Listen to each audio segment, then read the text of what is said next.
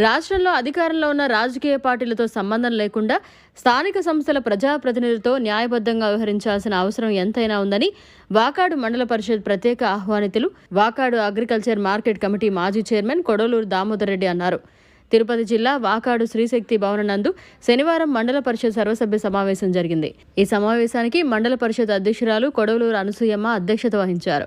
ఈ సందర్భంగా కొడవలూరు దామోదర్ రెడ్డి మీడియాతో మాట్లాడారు. రాష్ట్ర ఉప ముఖ్యమంత్రి చెప్పిన విధంగా స్వయం ప్రతిపత్తి కలిగిన స్థానిక సంస్థలను గౌరవాన్ని ఎటువంటి భంగం కలగజేయొద్దని చెప్పడం జరిగిందన్నారు. మండల సర్వసభ్య సమావేశాలకు హాజరు కాని అధికారులపై చర్యలు తీసుకోవాలని సమావేశంలో సభ్యులు తీర్మానించినట్లు వెల్లడించారు. ఈ సమావేశంలో మండల పరిషత్ ఉపాధ్యక్షులు వి వెంకటరమణయ్య, కారికాటి నిర్మల, ఎంపీడీఓ ఐ వెంకటేశ్వరరావు, మండల తహసీల్దార్ రామయ్య, వివిధ శాఖల అధికారులు, ఎంపీటీసీ సభ్యులు, గ్రామ సర్పంచులు, సచివాలయ కార్యదర్శులు, వివిధ శాఖల అధికారులు తదితరులు పాల్గొన్నారు. మన పరిధి ఈ మండల పరిధిలో గత 5 సంవత్సరాల పరిపాలనా కాలంలో ఇక్కడ పనిచేసేటువంటి అధికార యంత్రాంగానికి నాకు తెలిసి వాళ్ళ గౌరవంలో, వాళ్ళ విధి నిర్వహణలో రాజకీయ జోక్యం అనేది ఎంతవరకు ఉందో ఈ విజ్ఞతకే. ఏదైనా సమస్య మా పరిధిలో మా గ్రామాల్లో ఉన్నప్పుడు మిమ్మల్ని గౌరవప్రదమైనటువంటి రీతిలో ఇదిగో ఈ సమస్య ఇక్కడ ఉంది, దీన్ని పరిష్కారం చేయడానికి ప్రయత్నం చేయండి మీ వంతులో అని చెప్పి మేము మీకు మనవి చేశామే కానీ ఇతరత్రా మీ మీద రుబాబు అధికార దర్పాన్ని ప్రదర్శించినటువంటి పరిస్థితులు ఈ మండలంలో లేవు. ముఖ్యంగా ఈ మండలంలో ఉండేటువంటి సర్పంచ్ 19 మంది సర్పంచ్లు, 11 మంది ఎంపీటీసీలు, జిల్లా పరిషత్ సభ్యులు వీళ్ళంతా ఉంటారు. వీళ్ళందరూ నాకు తెలిసి చదువుకున్నటువంటి వాళ్ళు, యంగ్స్టర్స్ వచ్చారు, బాగా యువకులు వచ్చారు. వాళ్ళు ఈ పదవిని ఉపయోగించి స్వలాభాపేక్ష కోసం ఈ రావాల్సినటువంటి అవసరం లేదు. కారణం ఏడ లక్షలు నిధులు వచ్చింది లేదు, ఏమీ లేదు. కానీ మన వల్ల నమ్మి ఎన్నుకున్నటువంటి ప్రజా ప్రతినిధులుగా మన వల్ల ఒక గ్రామ పంచాయతీ సర్పంచ్ గానో, ఒక ఎంపీటీసీ గానో, ఒక జడ్పీటీసీ గానో ఎన్నుకున్నప్పుడు ఆ ప్రజలకు న్యాయం, ప్రభుత్వ నిధుల కోసం ఎదురు చూసేటువంటి పరిస్థితి ఉండదు. ఒక లైట్ పోయిందని చెప్పి ఒక పేదవాడు వచ్చి అడుగుతాడు, ఒక కొళాయి పోయిందంటాడు. వాళ్ళు సొంత డబ్బులైనా వెచ్చించి పనిచేసేటువంటి టీం నాకు తెలిసి వాకాడు మండలంలో ఈనాడు సర్పంచులు కానీ ఎంపీటీసీలు కానీ ఉన్నారు. వాళ్లకు ప్రజల అభిమానం చూరగొనేదానికి ప్రయత్నం చేసేటువంటి ఒక టీం ఉందే కానీ అధికార దర్పాన్ని ప్రదర్శించే వాళ్ళు, వాళ్ళకి ఉన్నటువంటి పదవుల్లో ఏదో 10 రూపాయలు జోబీలో పెట్టుకునేటువంటి వ్యక్తులు నాకు తెలిసి ఈ మండలంలో ఈ టీంలో ఎవరు లేరు. ఎవరైనా సరే ఏ ప్రభుత్వం అధికారంలో ఉన్నా ఒకరికి తల వంచాల్సినటువంటి అవసరం లేదు. తప్పు చేయనంత వరకు భయపడాల్సినటువంటి అవసరం లేదు. న్యాయబద్ధంగా స్థానికంగా ఉండేటువంటి ప్రజాప్రతినిధుల గౌరవానికి భంగం కలిగించినటువంటి రీతిలో వ్యవహరించమని చెప్పి సవినయంగా నేను మనవి చేస్తాను.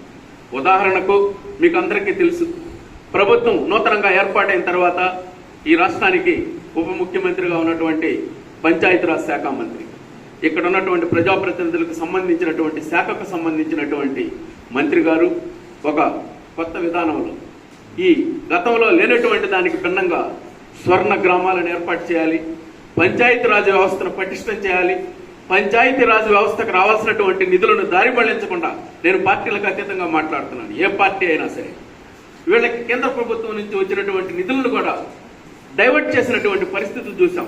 నేను వైఎస్ఆర్ కాంగ్రెస్ పార్టీకి సంబంధించినటువంటి వ్యక్తినైనా ఆ ప్రభుత్వంలో కూడా గ్రామాలకు రావాల్సినటువంటి 15వ ఆర్థిక సంఘం నిధులు, 14వ ఆర్థిక సంఘం నిధులు కొంత మేరకు దారి మళ్లించినటువంటి పరిస్థితి.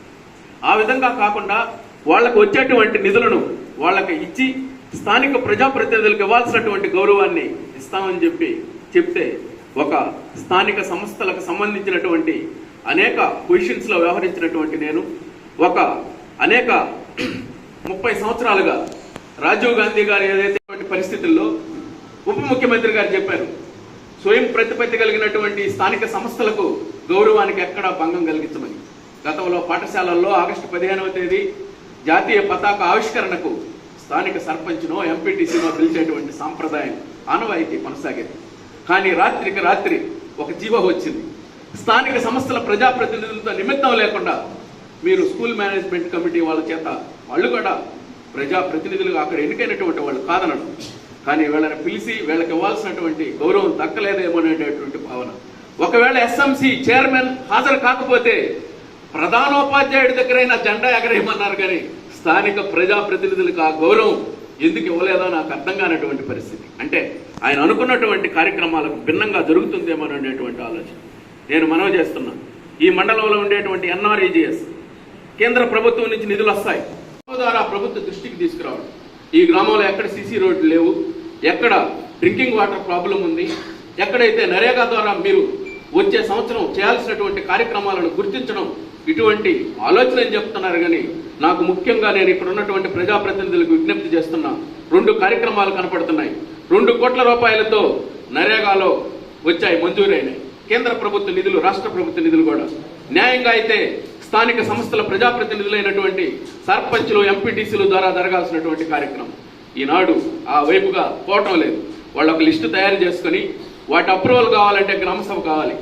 ఈ సర్పంచులు ఇతర పార్టీలకు సంబంధించినటువంటి వాళ్ళు ఉంటారు, వాళ్ళు తీర్మానం ఇస్తారో లేదనేటువంటి ఆలోచన మొదటిది. రెండవది, నరేగాలో కూడా స్థానిక సంస్థల ప్రజాప్రతినిధులకు సంబంధం లేకుండా ఆ గ్రామ స్థాయిలో ఎవరు పడితే వాళ్ళు వాళ్ళకు కావాల్సినటువంటి కార్యక్రమాలను వాళ్లే ఒక లిస్టు తీసుకొని ఈ నరేగాలో కూడా స్థానిక ప్రజాప్రతినిధులు ప్రమేయం లేకుండా ఒక లిస్టు తీసుకురావడం, ఈ ఎన్ఆర్ఈజీఎస్ ద్వారా డెవలప్మెంట్ ప్రజాప్రతినిధులు విస్మరించేటువంటి కార్యక్రమం ద్వారా ఆ 2 లిస్టులను అప్రూవ్ చేసేదానికి గ్రామ సభలు పెట్టడంలో ప్రధానమైనటువంటి ఉద్దేశంగా నాకైతే ఎందుకో అనుమానం కలుగుతుందని చెప్పి నేను సవినయంగా ఈ సభ దృష్టికి తీసుకొస్తాను. నేను మనవి చేస్తున్న ఈ వేదిక ద్వారా అధికార యంత్రాంగానికి, అధికారులు శాశ్వతం ఈ మండలంలో కాకపోతే నాకు తెలిసి ఇక్కడ ఉన్నటువంటి వాళ్ళు 5 సంవత్సరాలు మాతో ప్రయాణం చేశారు అన్ని శాఖలకు సంబంధించి. ఈ నెలాఖరు లోపల దాదాపు చాలా మంది వెళ్ళిపోయేటువంటి వీడ్కోలు సమావేశంగా భావిస్తున్నాను. గ్రామ స్థాయి నుంచి మండల స్థాయి దాకా ట్రాన్స్ఫర్స్ అవుతారు. మీరు ఇతర మండలాలకైనా పోతారు.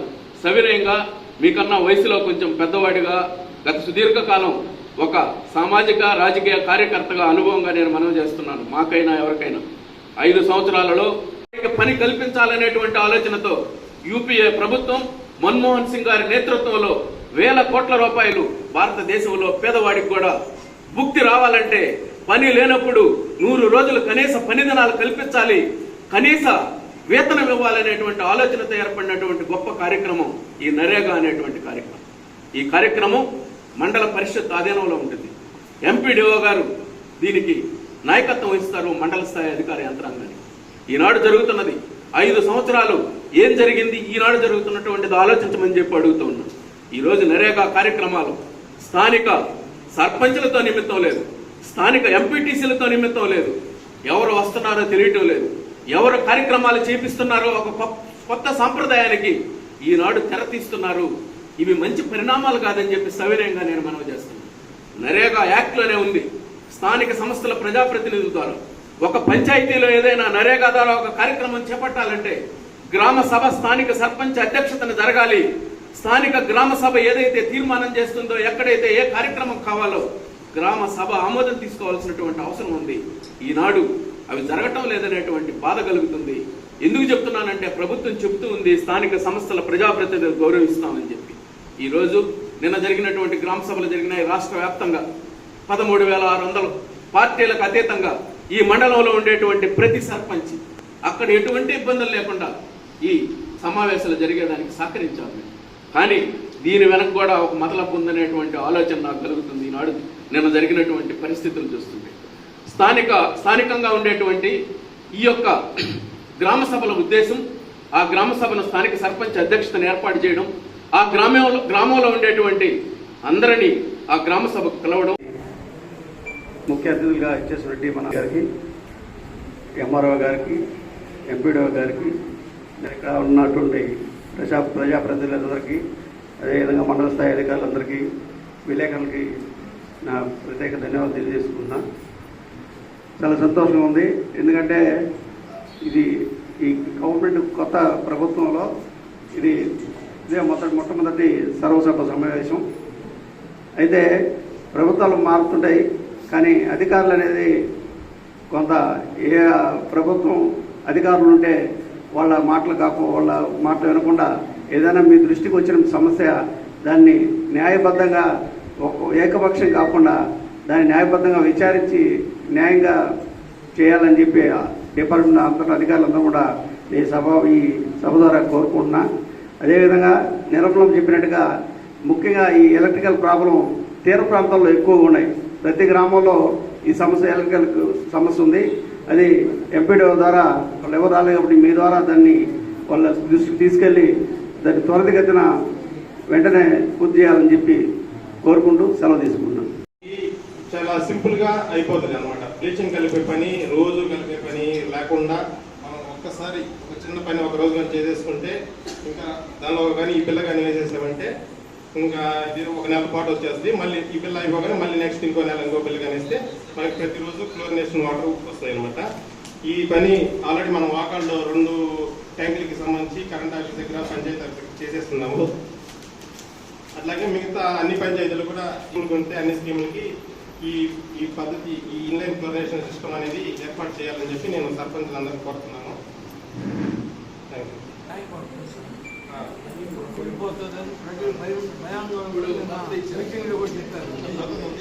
కొత్తది ఆల్రెడీ శాంక్షన్ అయి ఉంది.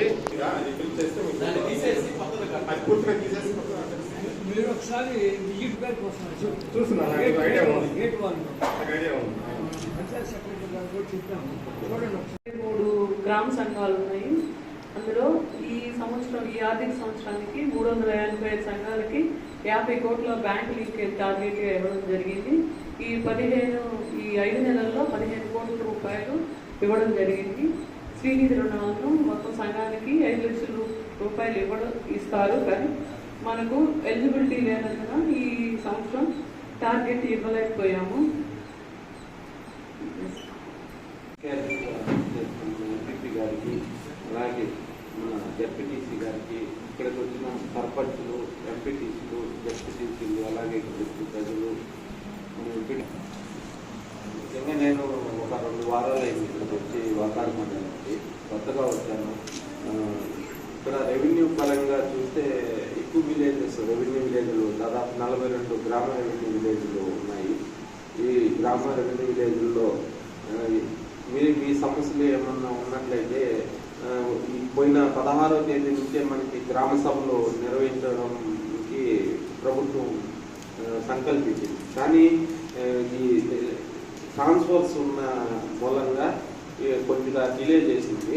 ఇప్పుడు ఈ నెల 31వ తేదీకి ట్రాన్స్ఫర్లన్నీ కూడా కంప్లీట్ అయిపోతాయి. అంటే కొత్త వాళ్ళు రావడం, ఇక్కడ నుంచి ట్రాన్స్ఫర్ అయ్యి వేరే వాళ్ళు వెళ్ళిపోవడం, అట్లా అంతా మొత్తం అయిన తర్వాత వచ్చే నెలలోనే మళ్ళీ మనకి గ్రామ సభలు స్టార్ట్ అవుతాయి.